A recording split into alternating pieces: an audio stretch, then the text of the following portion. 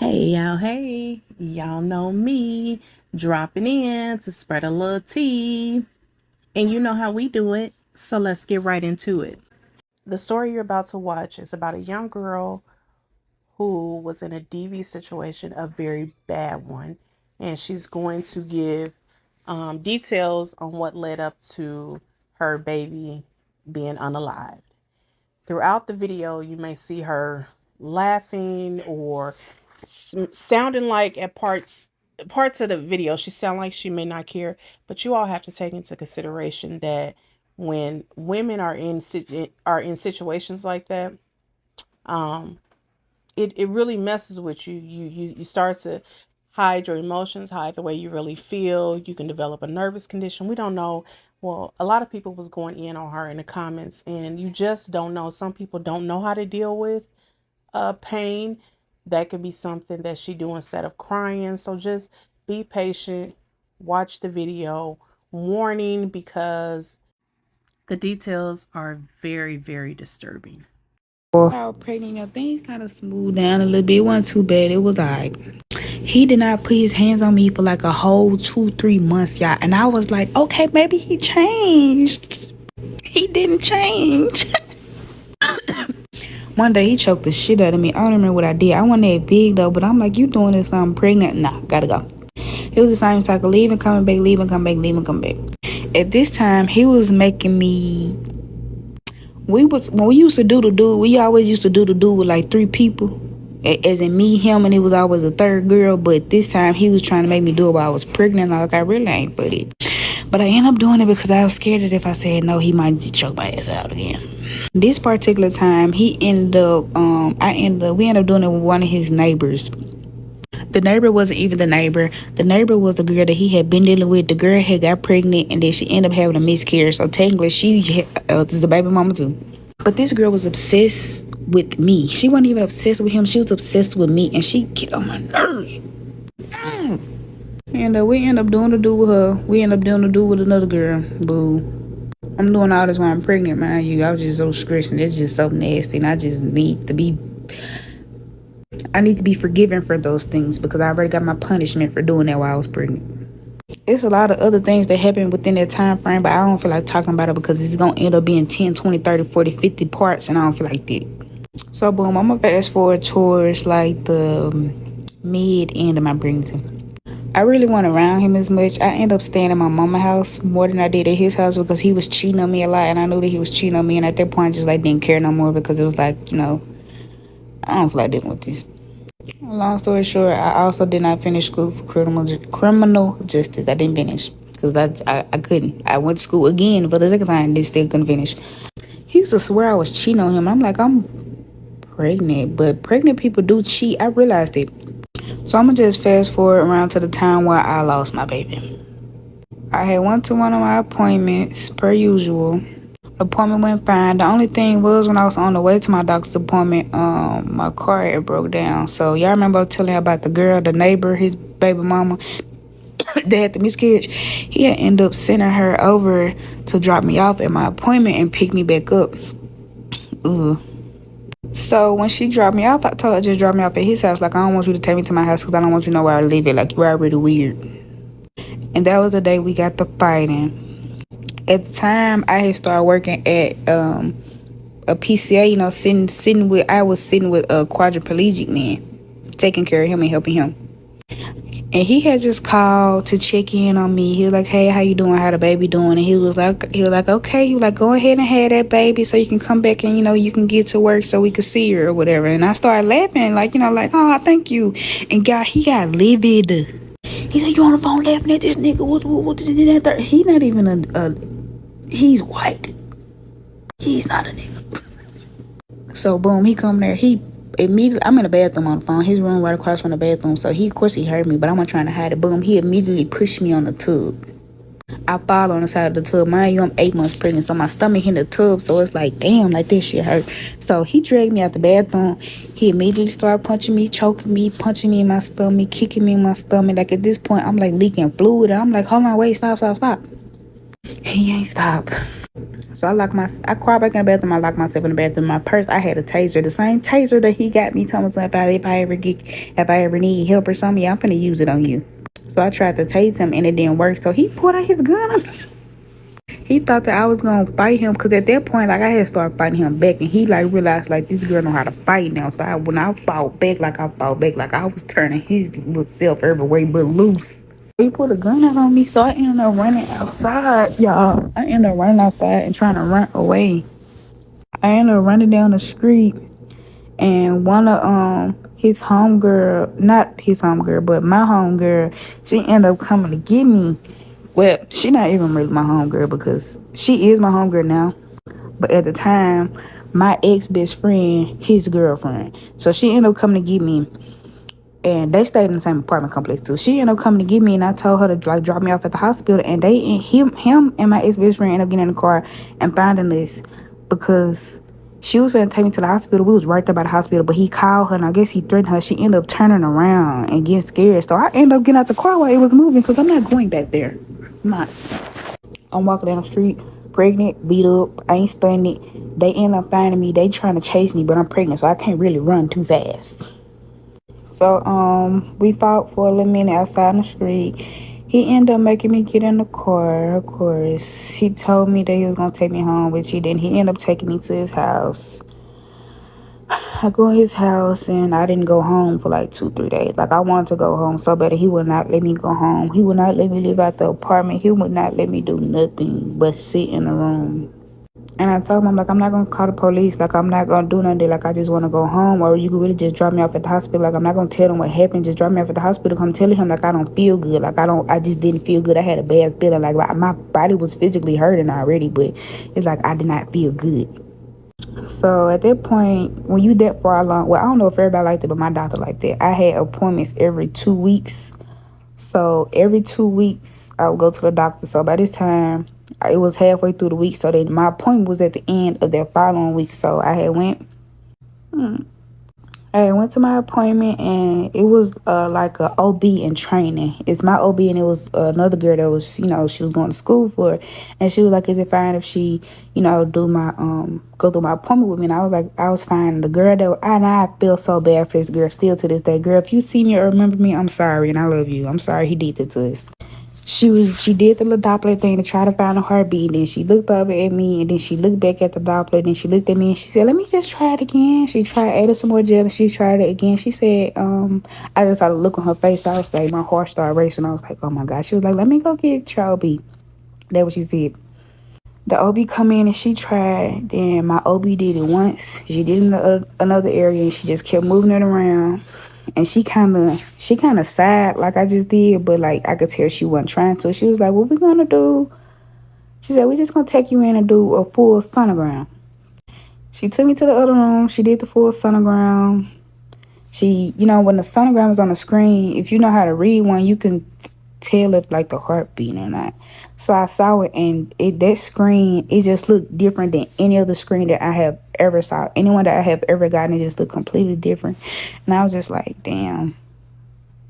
I was like, damn. She was like, "I'm sorry." She was like, "I'm sorry to tell you this, but like your baby don't have no heartbeat." And I was like, "What you mean?" And she just like, "Your baby doesn't have a heartbeat." And I just paused for like a long time. The student in training, she was teary-eyed and she had to leave the room.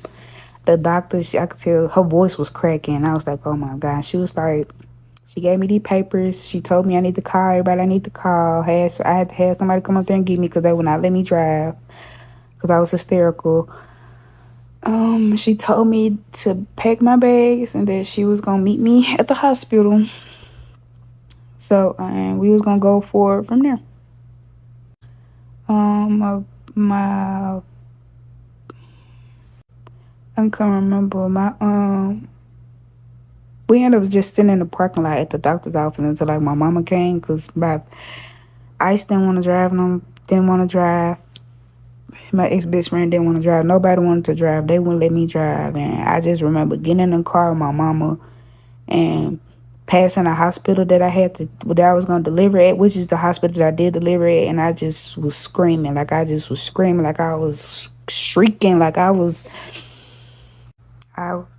I was just crying, and I called and I told everybody. And at this time, my uncle that I was closest with, I was so sad because he was in jail, and it's like I felt so lonely.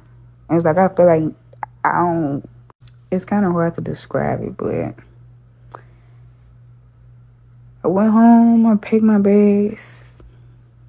I ate because I didn't know if I was gonna be able to eat.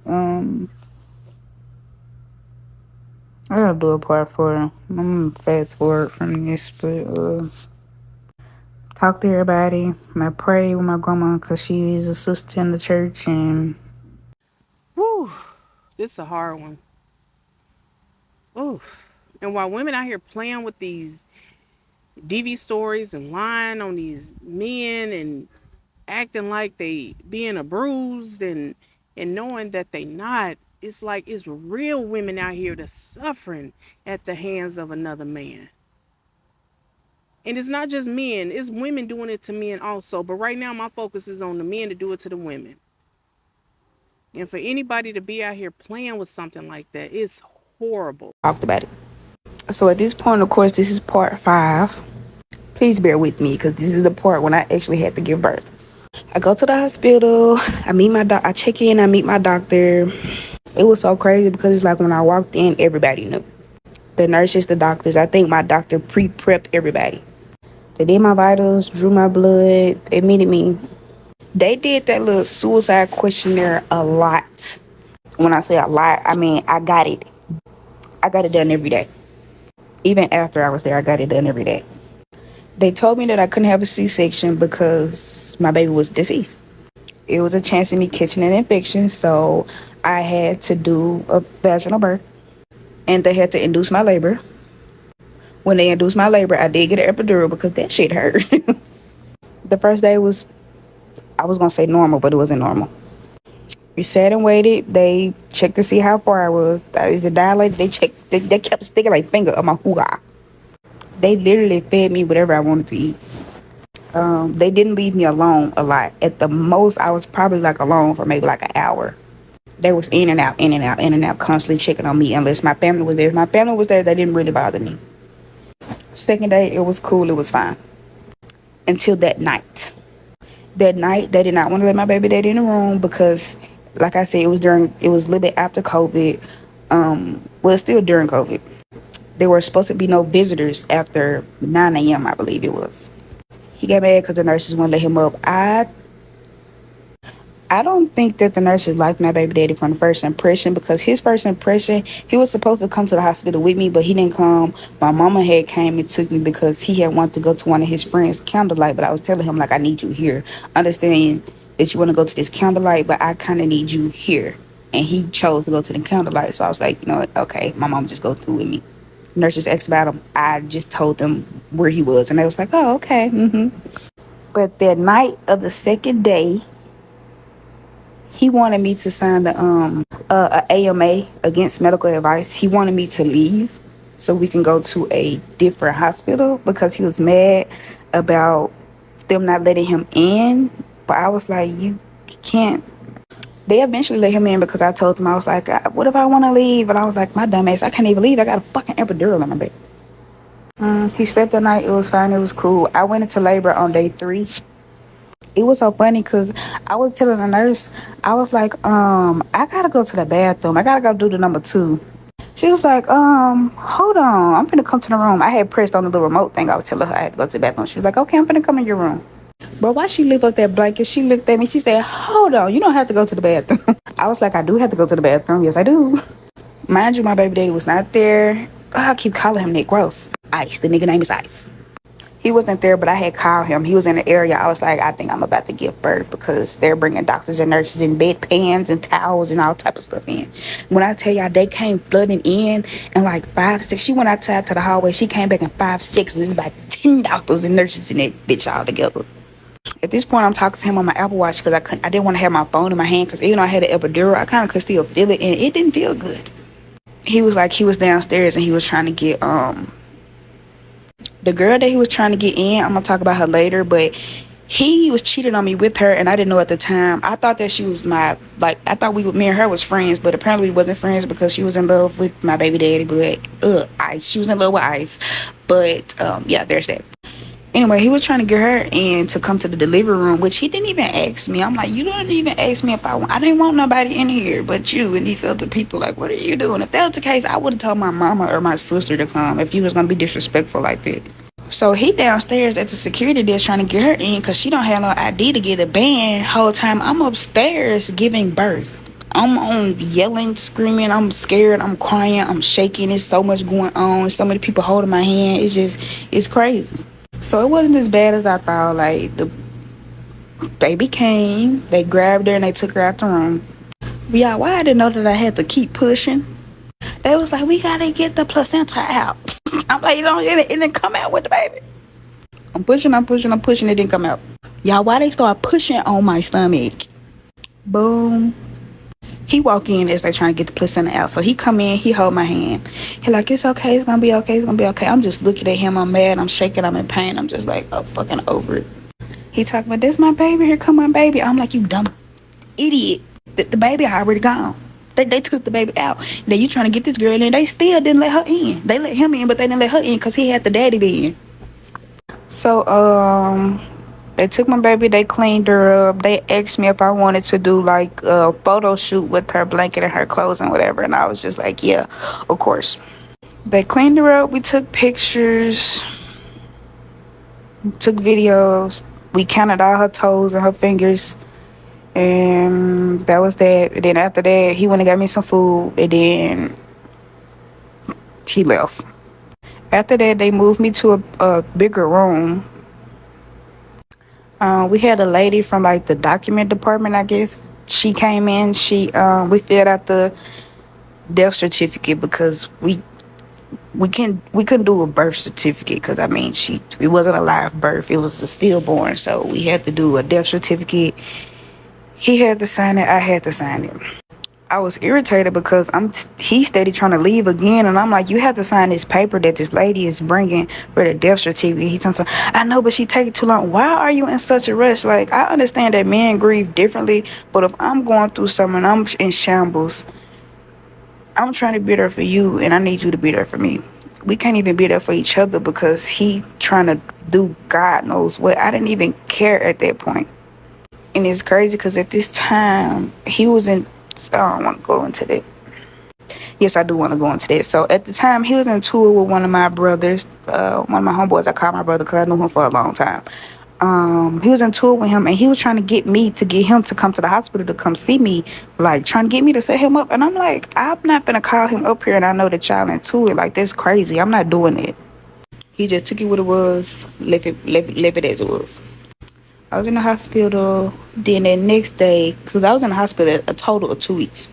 So the next day, everything was fine, went smooth. My family came and saw me. I was content for a while. I had finally talked to my doctor after she damn near wanted to cry. We laid down watching TV. They were giving me Percocets for my pain, but it was a certain point like I wasn't in pain no more. And he telling me, tell him you in pain and to bring you another. He wanted my Percocet. Did I give it to him? Yes, because I was dumb. But I mean, I wasn't in pain, so I didn't need it. I just told him that I wanted it, and I gave it to him, which I probably shouldn't have did that, but I did. I would never do that again, FYI. Boom, nightfall come. I guess mind you, we ain't really having to touch each other. It was so much going on. He talking about, do I want to put it in my mouth? Mind you, we lived in the same hospital bed because his badass didn't want to sleep on the couch or something. He wanted to get in the hospital bed with me. Why did I do it? Yes, I did. After I did it, I got up and I went to the bathroom. He had to help me to the bathroom because I really couldn't. I was in pain. I was weak. I couldn't even really walk for real. Why did I go in that bathroom and I cried and I cried and I cried and I cried and I cried and I couldn't stop crying? He asked me why I was crying. I'm like, I'm in pain. I'm just in pain. That's why I'm crying. And that's when I kind of realized, like, this man really don't care about me. Like, you asking me to do that in the hospital on multiple occasions. You asking me for my pain medicine. You asking all the wrong questions. Fast forward to that morning, they were about to discharge me so I can go home. They asked me if I was okay, if I was fine. They discharged me so I could go home. I'm waiting on him. He taking forever to go. It took him like an hour to get back to the hospital, even though he was one nothing but 10, 15 minutes away.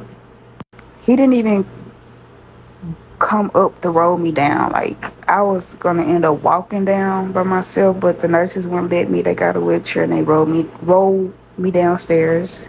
I got in the car. We ended up going to his house. He didn't want me to stay at his house because he had the girl that he was trying to get in the hospital. He had her there around with some more of his friends. But at the time, I'm thinking all of them are friends. So I'm not knowing that they sneaking and geeking behind my back.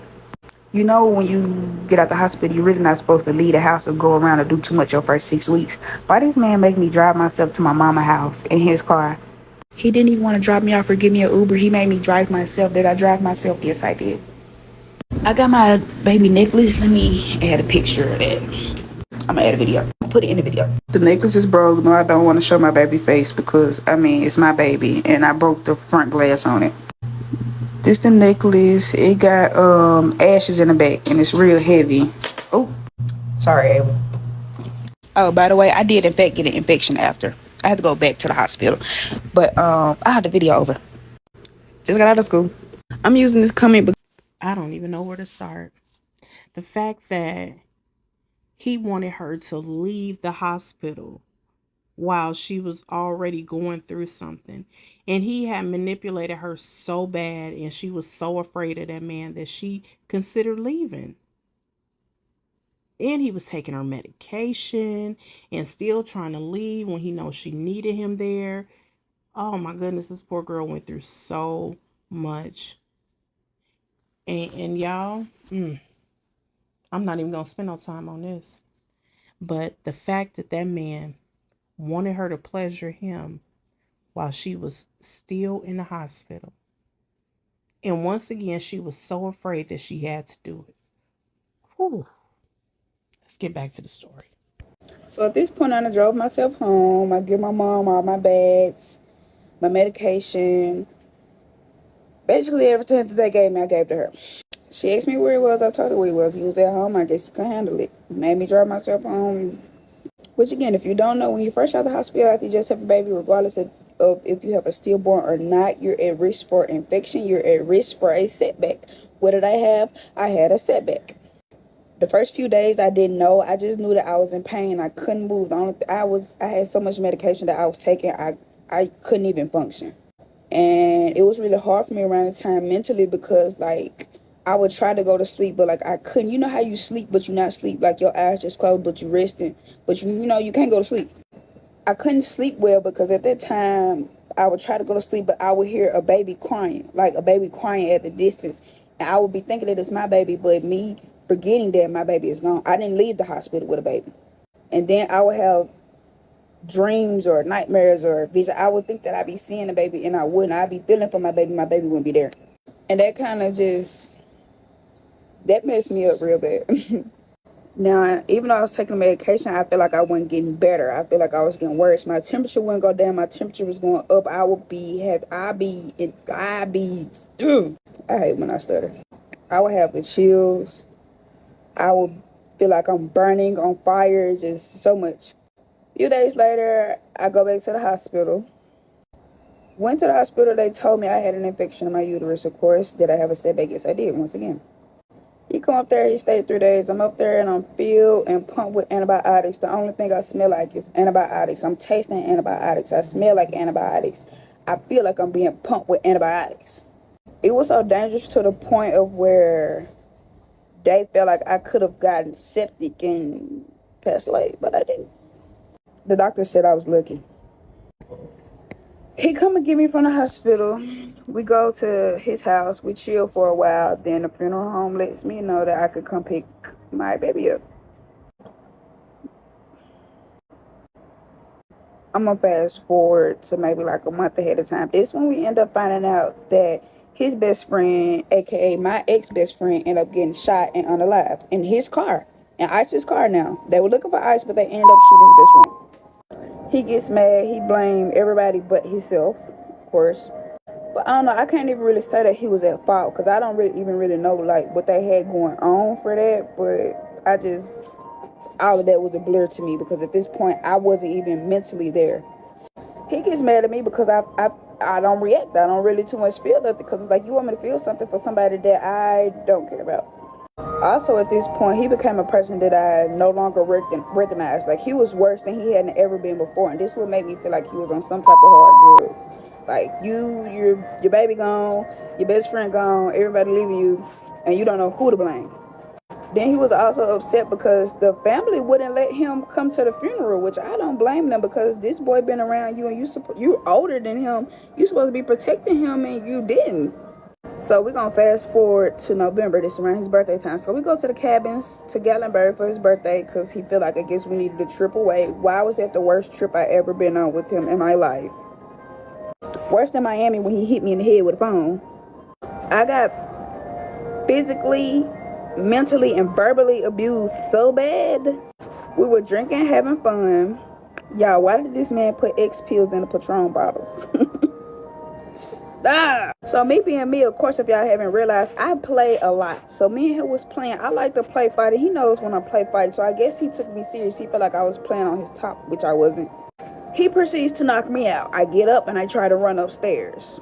Why would I run upstairs? Some way, somehow, he made it to the top of the stairs before I did. He pushed me down the stairs, y'all. Then he end up making it to the bottom of the stairs before I did. Y'all know the little floor lamps? The real long ones with the thing on the top, the real long floor lamps. Why he hit me in the head with the end of the floor lamp? I'm like, I know you just ain't hit me with no lamp, boy. But I ain't gonna lie, he known for using objects because, yeah, when I say he hit me with a police baton one time, and I'm trying to sit here and figure, I ain't even stunning him, beating me up. I'm trying to sit here and figure out, where did you get this police baton from? How did you get this? But yeah, he hit me with the floor lamp. He roughed me up a little bit. He ended up telling me to go upstairs and lay down, which is exactly what I did.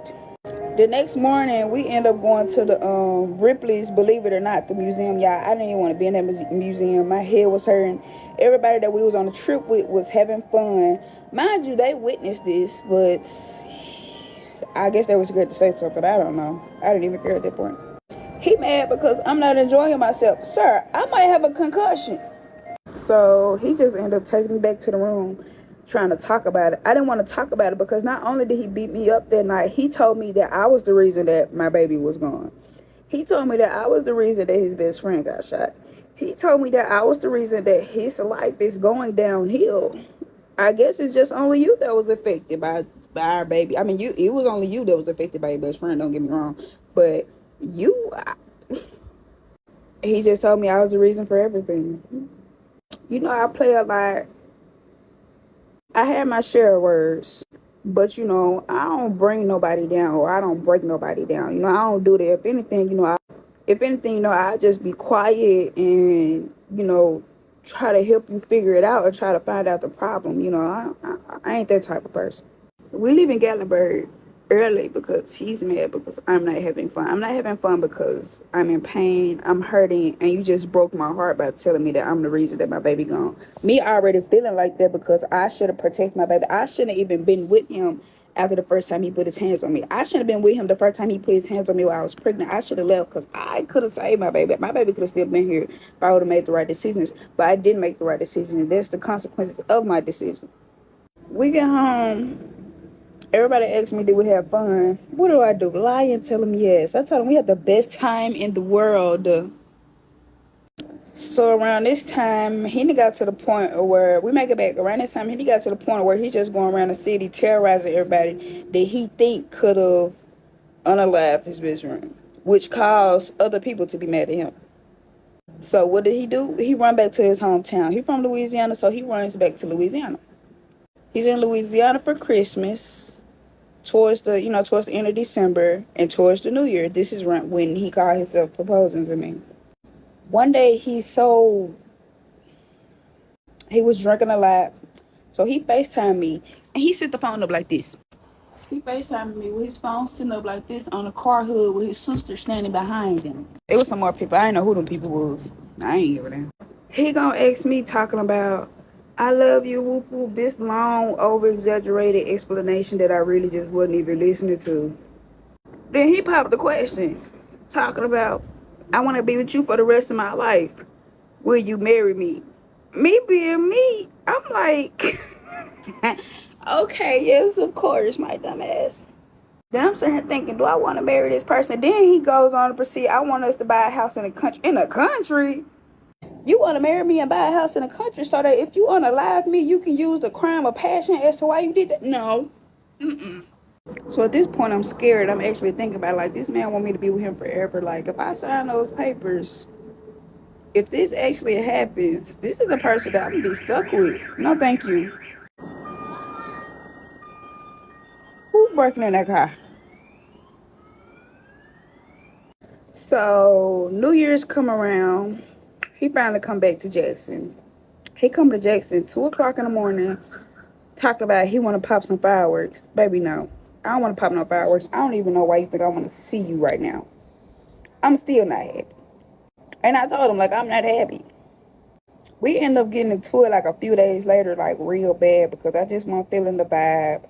He was steady like around this girl. Oh, I gotta tell y'all what the girl did. He steady around this girl that he tried to bring to the hospital. And I'm like, bro, no. He told me, so you gonna make me choose? It's either you or her. Yes, pick or choose.